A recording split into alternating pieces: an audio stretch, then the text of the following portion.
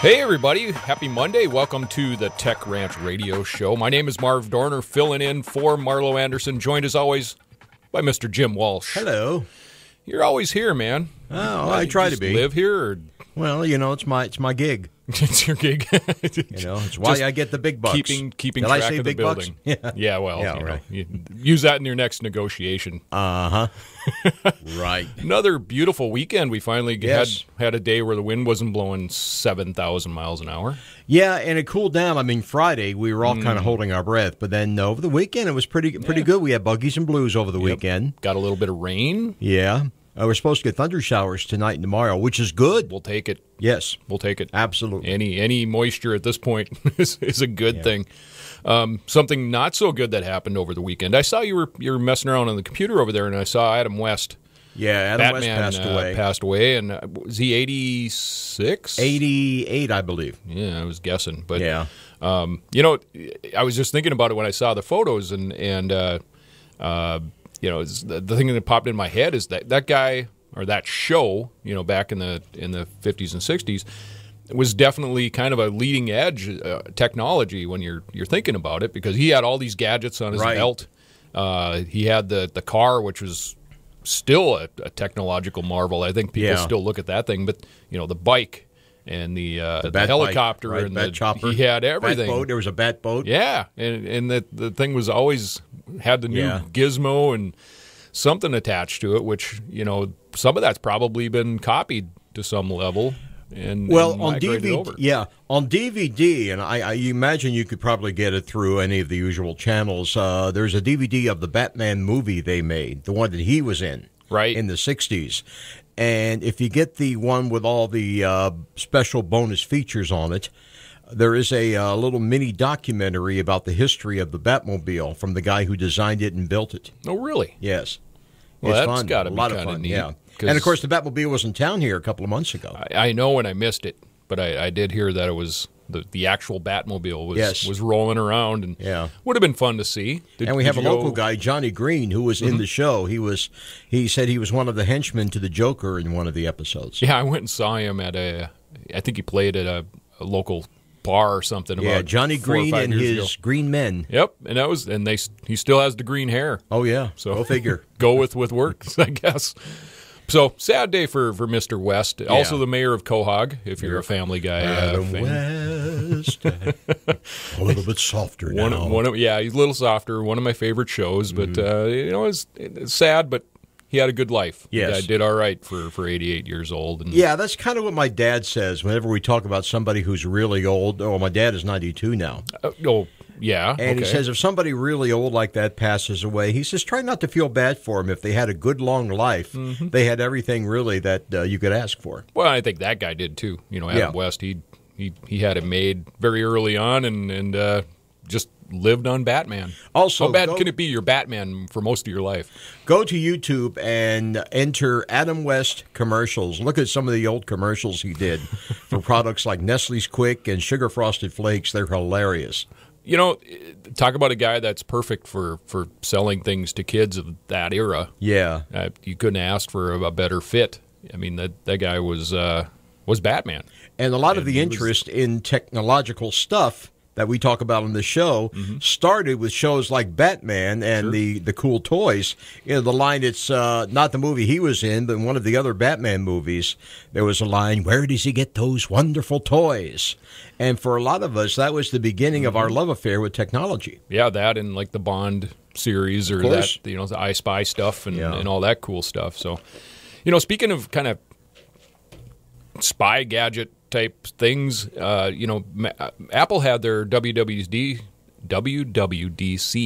That's easy for me to say. Sounds like they had an oil change. Yeah, kind of. they had their Worldwide Developer Conference last week. Right. And we can talk about all the stuff they announced and all the big things that showed up. But it's probably the last event they're going to have at the old campus. And I don't know how familiar you are with the new spaceship campus that is almost ready to open in Cupertino. But that's quite the place. It's supposed to be. Why do they call it the spaceship campus? Have you seen it? No. It's this giant. It's a mile all the way around. If you walk it, it's a circle, and it's glass pretty much from base to the top, and if you look at it from the side, it looks like a giant spaceship. If you look from it, go check out the drone videos on YouTube. Like a Starfleet Academy kind of thing. When you're up in the air and you look down on it, you see this giant round building that's all glass, and it's just an amazing place. And I was just kind of looking at some of the stats a little bit ago. The land itself that it's built on, $160 million. The building is going to probably come in around $5 billion. With a B. With a B. So when that's done, that's crazy. But, that number is only 2% of the cash reserves that Apple has in its bank. $5 billion is only 2%. They have $215 billion. Okay. That are just laying around in big stacks of money, I'm guessing, and in one of the rooms. But that is amazing that one company can have that much money, and our government is broke, right? Yeah, that is mucho dinero. Yeah, that's a lot of iPhones, and but they're going to run the whole thing off recycled water. They planted 7,000 trees on the campus, which is 152 acres. Like I said, it's a mile to walk all the way around it. They have a 100,000 square foot exercise facility. Mm-hmm. They have a 300,000 square foot research facility. This thing is just crazy. It sounds kind of like what Epcot was supposed to be. Remember the original concept that Disney had with Epcot was it was supposed to be a real futuristic city where people would live and work on technology. Well, and that's just it. They got 12,000 employees that are going to be occupying this place. Right. They don't really have offices. I'm sure Tim Cook and a couple of the bigwigs have their own little office. But one of the things I read a few weeks ago is there is not a corner office because there are no corners. Right. The entire building is round, so there's not this fancy big corner office, which I'd be willing to bet Tim probably has a pretty fancy office. Well, it's like the old wives' tale about the round table was they wanted to be treated as equals, ergo they had a round table. So nobody had to worry about being the farthest from the king or whatever. There was no pecking order. You're not sitting at the head of the table because there isn't a head. But, 12,000 employees. They got 18-foot tables that you just carry your laptop and you set it down. Sure. Quite the place. My kind of gig. And I think the auditorium, which is where they'll obviously have the future WWCV events, right, and other events that they'll have at Apple, 1,000-foot or 1,000-person auditorium that people can sit in. It sounds like quite the place to go visit and go see. I think they are going to have a visitor center. Yeah, and I'd be willing to bet they're going to be selling things, like Apple needs the money. But I'm guessing every Apple fan on earth that's going to make it a part of their travels to that area. It'll be sort of like a mecca for a lot of people. Absolutely, it'll be a big place for people to go. So they had a lot of announcements, and it was really well organized. They announced some new iOS is coming out for the iPhones. They announced some new stuff for Mac. It was a good event. It was really well organized and really well run, but it didn't have that real big punch. It didn't have Steve Jobs up there. Oh well, which Steve was that would have been kind of crazy. Well, Steve himself was bigger than life. Yes, it was. So we'll talk about a few other things coming up on the Tech Ranch 1270. Right now, 83. Dave Ramsey is heard here. Super Talk 1270. Follow the Guru of Geek at Facebook.com/The Tech Ranch or Twitter at Guru of Geek or TheTechRanch.com. Here again is your Guru of Geek, Marlo Anderson. No, sorry. We got to work on that one. Marlo, Marv, it kind of blends together. Yeah. So it's okay. Welcome back to the Tech Ranch. My name again is Marv Dorner, co-piloted by Jim Walsh, as always. Yes. Got kind of a cool topic up next. We are joined, not going to be joined. We have him on the phone. So joined by Dennis Lindahl. He's the coordinator of the Tioga Drone Camp for Kids. Welcome, Dennis. Hey, good morning, guys. Thank you for having me. Yeah, no problem. So tell us. I've personally never flown a drone, not even one of the little toy ones. I've not. I've driven the little, kind of remote control cars that have a drone camera on them and that sort of thing. But tell us your background and what led to create the drone camp. So my company, Dakota Public Relations, we were early adopters of the drone technology like 5 years ago. And so my partner, Bob Lindy, who is an Emmy award-winning videographer, was telling me that, hey, you really wanted to get a drone. This would be a big thing. And so we got into a partnership together. We purchased our first drone, like I said, about 5 years ago, and, used it a lot, did some commercials for, Target Logistics, which is the temporary workforce housing company out here, did commercials, used it a lot. And then, of course, technology advances, and so we opted to go with some better equipment. And so we had this drone sitting around and, with not a lot to do with it because it was older technology.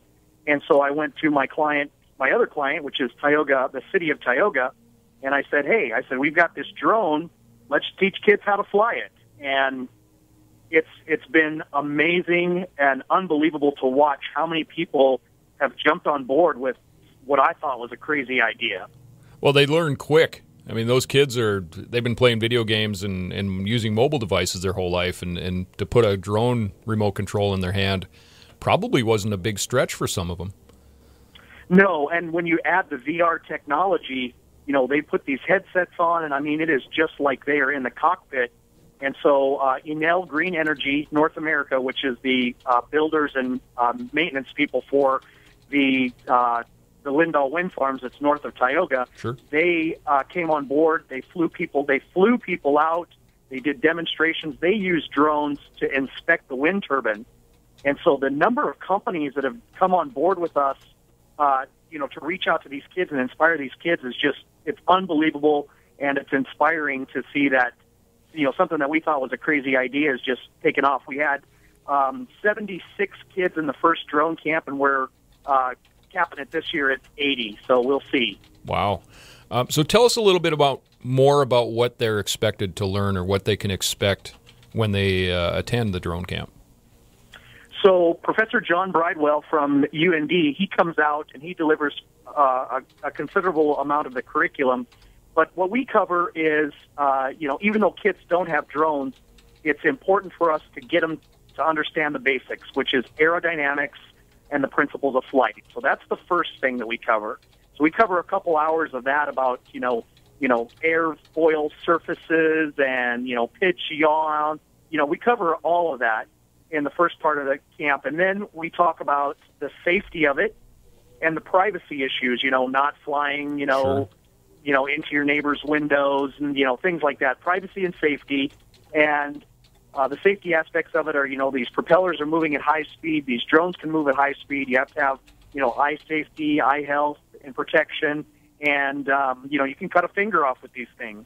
And so we talked to them about that. And then finally, the United States Air Force came out last year and talked to them about vocational opportunities, as did Enel Green Energy. They talk about vocational opportunities. And this year we have the North Dakota Department of Commerce came out and just talked to them about vocational opportunities. And that's really what gets kids excited, is when they think that, hey, here's something fun that I can do, but I can devote my time to learning this really, really well, and I could have a job when I get out of this. And then, of course, the aspect of having the university, Devil's Lake region is coming out this year to deliver some curriculum. And, we take these kids and want to inspire them and send them on. We don't want to just keep them here forever. We want to send them on to higher education, post-secondary education. If they can learn about it and become a certified drone pilot in the future, that's what it's really all about, is getting these kids jobs and diversifying our economy.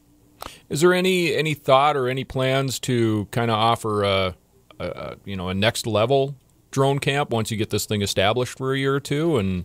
So Skyscopes this year is going to offer an introductory course to the 107. That's the certification for adults where they can fly drones commercially. So we're going to do that this year. That's an aspect of the drone camp that's been added. And then another aspect of the drone camp that's added is this year we're adding 3D printing.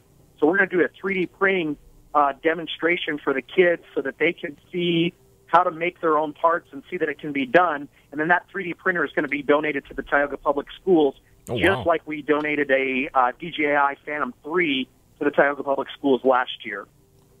So what kind of drones are these kids kind of piloting around? Do they have that full-sized drone that you've been using or were using to begin with at the PR function? Or that's a great question, because Minot Airport Hobby Shop, they selected the drones for us. They helped us. They advised us on what kind of drones. They advised us on the professional drones, the platforms that we can use for the cameras. So we had those drones donated to the school. But then we also gave away a sport drone, which is a Aton Plus, and that's the racing drone. And so we gave away one of those at a drawing, but the kids, every one of the kids, thanks to Enel, will get their own practice drone. And that's the same kind of drone that you would fly, in the house. Right. However, they do have HD cameras on them, and so they get the full effect. And that's something that they can practice with, and they get to take those home. Lots of practice videos of chasing the dogs and cats, probably would be my guess. Yeah, last year I think we do hold the record in North Dakota of the most drones flown at once. Yes, last year we had 78 drones flying at the same time simultaneously, and so someone says that we should get that on YouTube or get absolutely get us out or something. But yeah, so it's a lot of fun. The kids have a lot of fun, and we're putting Tioga on the map. That's the point. Yeah. Is there an age range that's most common to come to the camp, or is there pretty much wide open? The seventh graders, they seem to really take to it. Sometimes the older kids, 11th and 12th grade, they're the ones that, they can sometimes be too cool for school. And right. So the older ones, they probably already have some experience with it. But yeah, it's generally the younger ones. And do most of these kids show up with, almost absolutely no drone experience? Or are these kids just brand new? So the younger ones, obviously, they don't have as much experience. The older ones, we had folks at the last drone camp that actually brought their own drones. We had kids that brought their drones. We had kids from 5 states that attended our camp last year, and so we're hoping for the same thing. But these kids, some of them bring their own kits, drones that they had built themselves. It's just a spectrum. It's amazing what these kids are capable of with all the online resources and everything just right at their fingertips. They can really do some cool stuff when you turn them loose. Yeah, exactly. And so we just want to focus that energy and get them into a career, something that we hear a lot of talk about millennials not having jobs, or the largest generation that they really don't have a lot of activity in the economy. This is an aspect that's been missing. If we could teach these kids how to get involved with technology and get involved with jobs, and you're not talking about huge amounts of education. You're just talking about some of these people that are doing it right now are just self-learners. Yeah, and I think you touched on, the job opportunities a little bit, but it's kind of surprising, I think, for a lot of people to know the maintenance aspect of what's coming on. I've heard of obviously the wind farm people using it, but people to get up on top of a fairly large building to look at HVAC stuff, to just all these little weird ways that they're using the technology. Farmers are using it to inspect large scopes of their crop to see if there's any damage. Have you heard of any other odd emerging technology or emerging opportunities out there? Absolutely. So we're working with a company right now called Aerodrone. They have fixed wing drones, and they're using that for precision agriculture, where they can identify problem spots in crops, and they can apply pesticides, they can apply herbicides very specifically, and so that's a emerging technology. The other one that I'm hearing a lot about is the inspection of cell phone towers. Now, you guys get up on cell phone towers. They got a strap on. They got to have their OSHA compliance. It's very dangerous to climb on these cell phone towers. And I'm hearing of specialized programs, post-secondary education, university programs, where they're actually teaching students how to inspect cell phone towers with drones. Now, imagine you and I'm talking on a cell phone to you right now. Imagine all the cell phone towers in the United States of America that need inspection, and all of the potential business there for inspecting those towers with the use of unmanned aerial systems. yeah, I mean, the potential is unbelievable. Right. Well, lots of great opportunities. Dennis, I want to thank you for coming on. You want to give the website real quick? So you can check it out at eventbrite.com. Just type in Tioga. And, it's August 5th and August 6th, and we look forward to having everybody come out. Thank you, Marlo and Jim, for letting us come on and talk about it. We really appreciate you guys. Thank you. All right. We'll be back with more of the Tech Ranch. Right now, 83. The Red River Farm Network. Ag News is here on Super Talk 1270. Welcome back to the Tech Ranch. My name is Marv Dorner, filling in for Marlo with Jim Walsh, as always. Hey. And we got kind of a cool product to talk about next. It's one of those things that everybody uses, just about every, well, most people use just about every. I probably don't use it as much as I probably should, but mouthwash? Mirrors. Oh. I try not to look in the mirror too often. It gets a little crazy. But joined with today by Wojciech Kaziski. He's the CEO of MirroCool, and I probably just butchered your name, didn't I? Yeah. Hello, Wojciech. It's nice to meet you. Nice to be here with you. Nice to meet you. We were just commenting on mirrors, and everybody uses them. So any sort of movement forward, any sort of jump forward into making this a little more technological and more fun to use is a big jump. So tell us about the MirroCool product. Yes. I mean, mirror is something that everybody has at his home. Yes, and. We wanted to, let's say, do something that will help you in each day activities. So I asked myself, why should I invent another dust rubber like people are using? I mean, everybody has a lot of things now around. So we thought maybe let's use a mirror and let's put into the mirror the intelligence that will allow you to do things better. And that's how we invented MirroCool. So this is the mirror. It's a cool mirror, and this does miracles. That's why it's MirroCool. Yeah, and it is spelled MIRRO, no L, and then cool, COOL. So that was one thing we wanted to emphasize and make sure that people, if they're looking it up. We wanted to do a trick with the name, yes? So it's a mirror, it's cool, and it's MirroCool. So it's 3 in 1. So the way this works is that it does communicate with your smartphone, right? And then it'll show you upcoming events and some of the other things. What are some of the other features of the product? Yes, exactly. So it's a mirror that is equipped with electronics behind and with a camera. The camera monitors in real time and checks for the face. If it finds a face, it recognizes the face, creates a face print, and checks in the Mirro cloud, so the cloud that we use for our MirroCool product, whether such face is somehow connected to any of the profiles.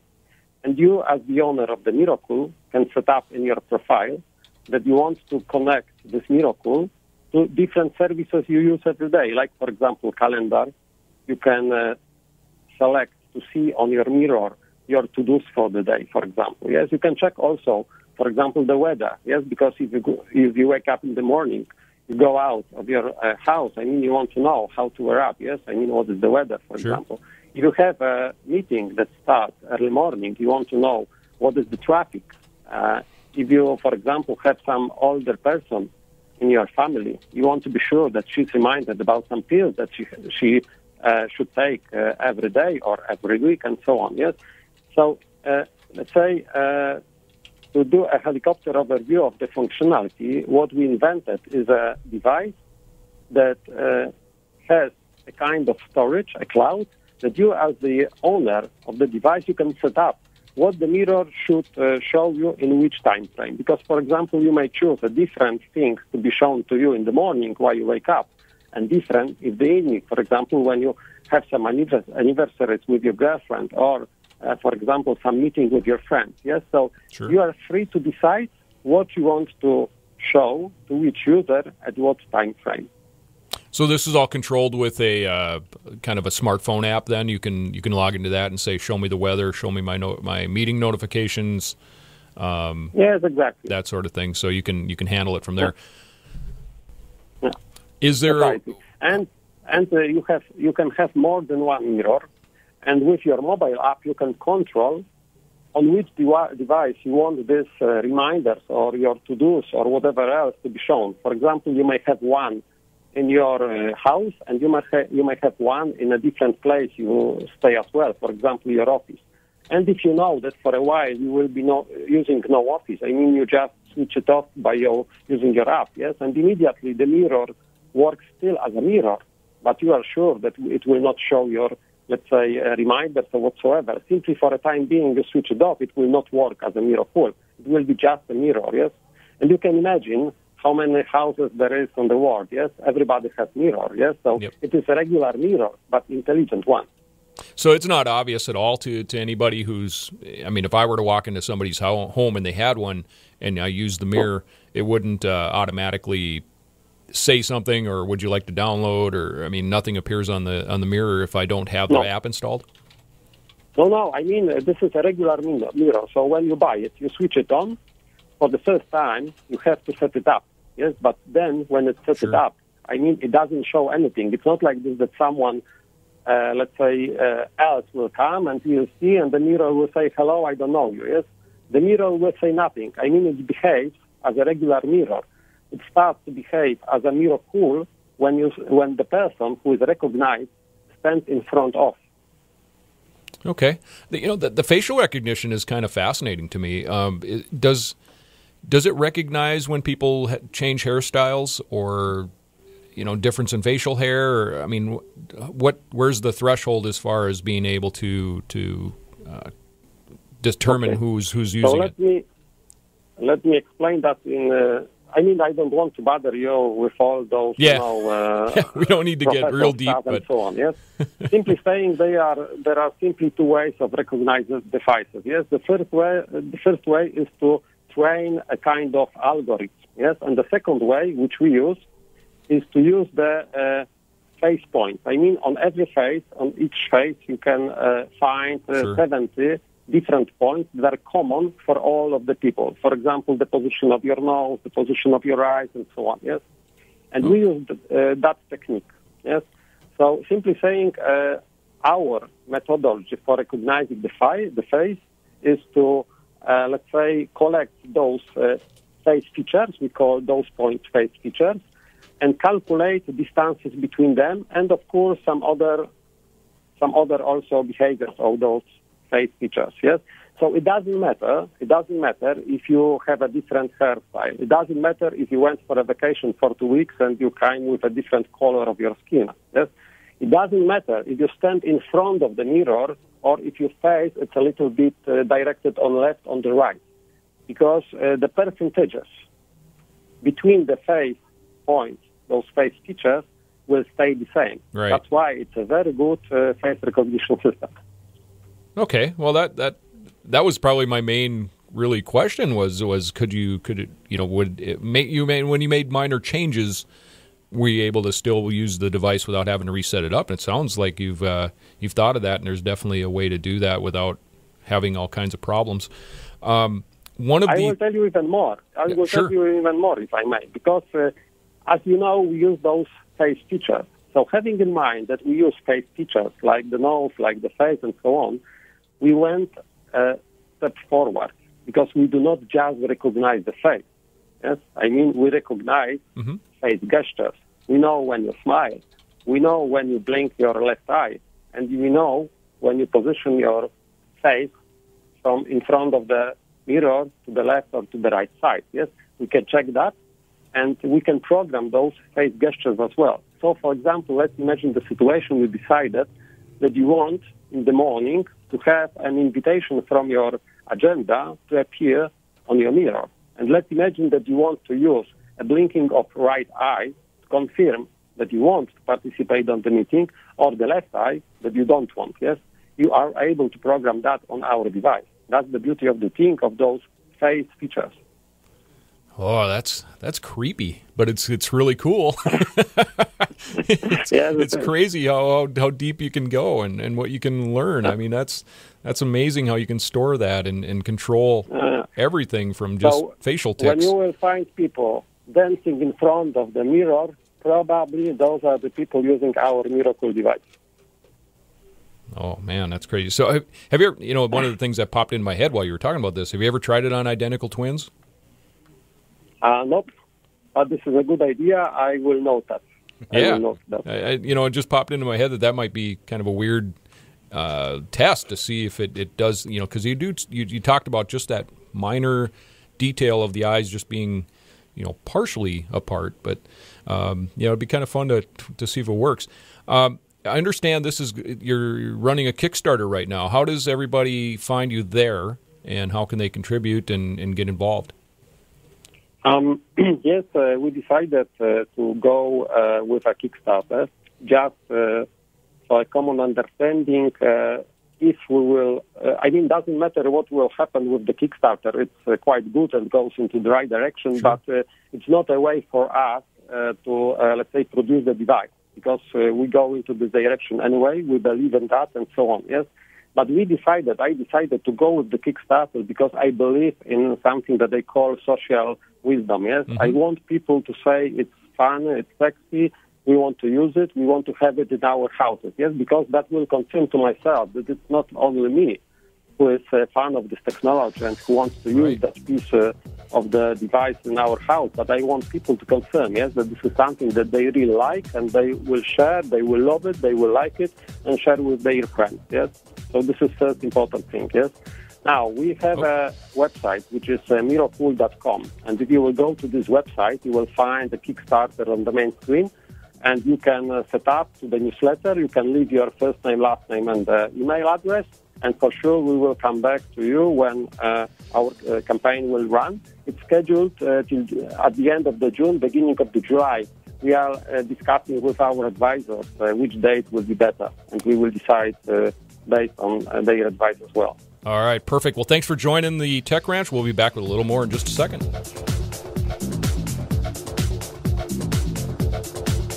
Right Now 83. On Twitter, Facebook, online, and YouTube. SuperTalk1270.com.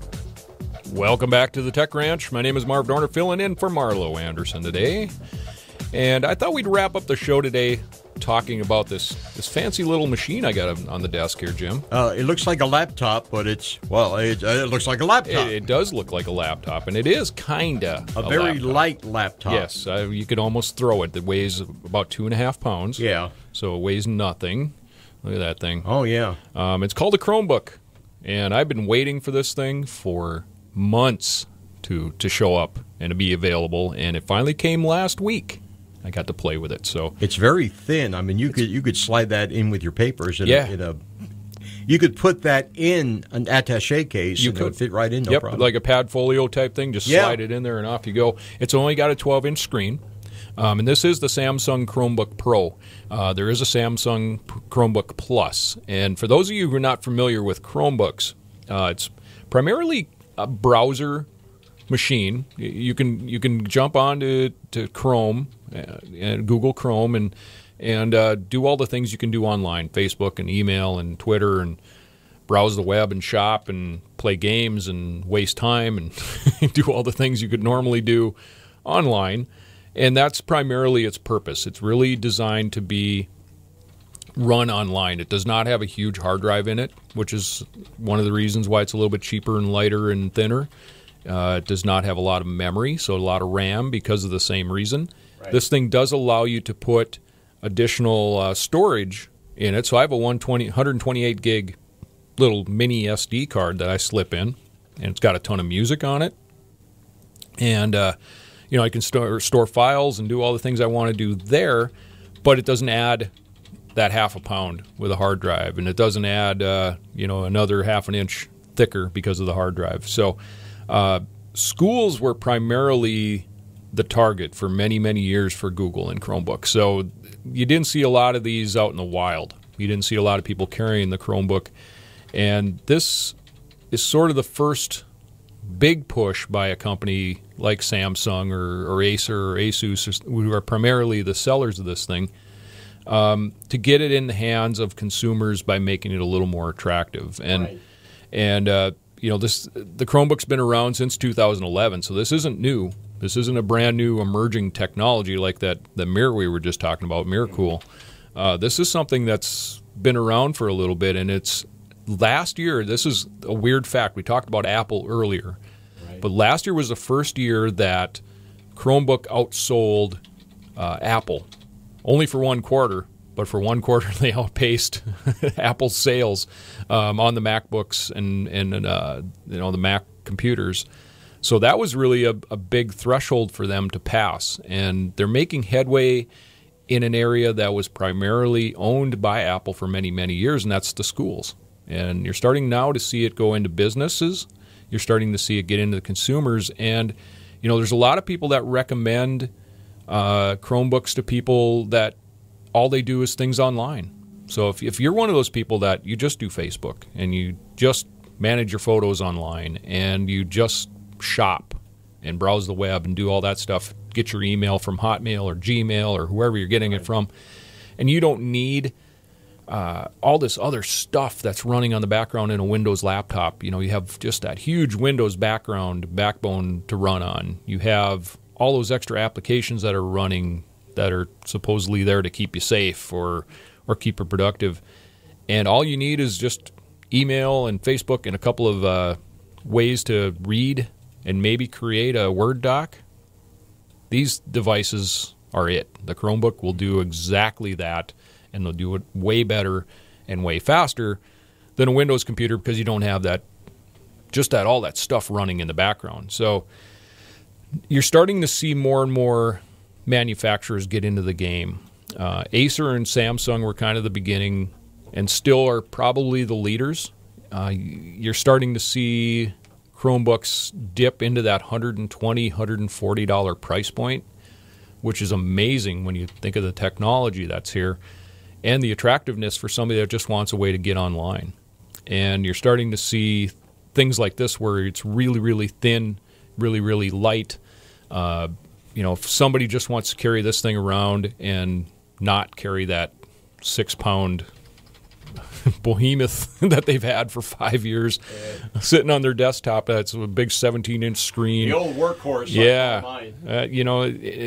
Boat anchor, whatever you want to call it, doorstop. I got a couple of computers like that, and I never carried that. When I went to meet with a client or got out of the office, I would take a tablet. I used to take my Android tablet with and take my notes and do all that stuff there. This is exactly the same thing. And check this out, Jim. I can flip this thing around. Now it's a tablet. Excellent. 360 degrees. It just flips all over. Yeah. And just like that, I'm running a tablet. And this is the big one for Samsung. They just launched this, and this is the reason why it delayed. And I've been just fawning over this thing forever, waiting for it to show up. It took them a while to get the bugs out? Is that this is the first one running on an Intel processor. Oh, okay. Primarily in the past, the Chromebooks were even running on ARM processors, which is the mobile processor. Right. It's what you got in your phones. It's what you have in very mobile computers. So this is the first one to run on Intel. It's a prototype? It's a prototype, and it broke it for a couple of months where they just could not get the Android apps, which is also brand new. Right. So now you can run Android apps on here.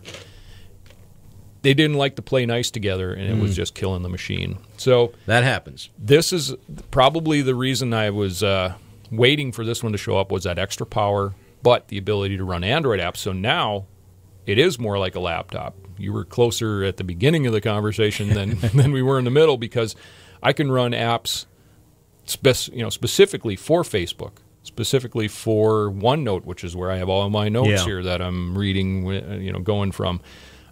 Email, anything you want to do that you can normally do on an Android phone or tablet can now be done on the... Anytime something new like this comes out, it's like Christmas Eve for a lot of us.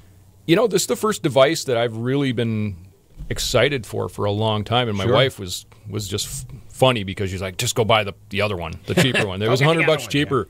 Yeah. And I'm like, no, this is different. This is a step forward.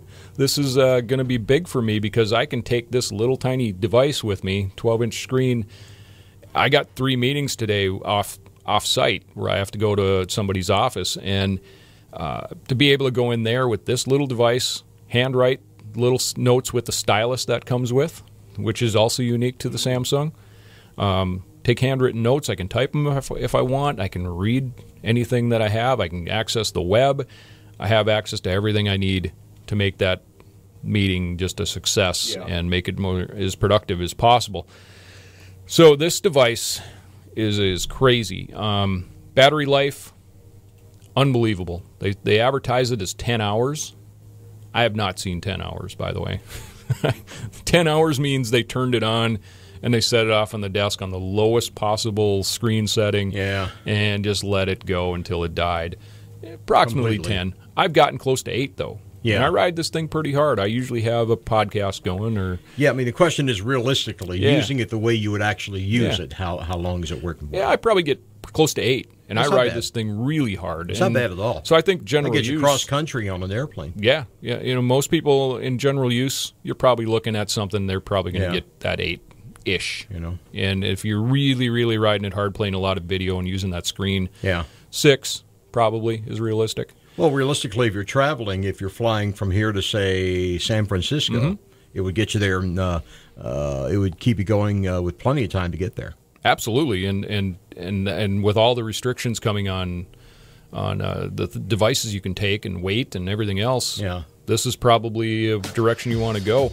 I would encourage everybody to go up to the website, to bebusy.com, and check out. There's a blog post up there, and even a podcast if you want to listen to me talk more, which is entirely possible. I'm not saying anything. I'm not saying anything. And if you have other suggestions or whatever on the Chromebook Pros, I'd like to hear it. Send it to me at BEBIZZY on Twitter. Jim, it's been real fun again. Likewise, it's nice always, for us to get together. And Marlo, thanks for inviting me to guest host on the Tech Ranch. We'll talk to you guys next time.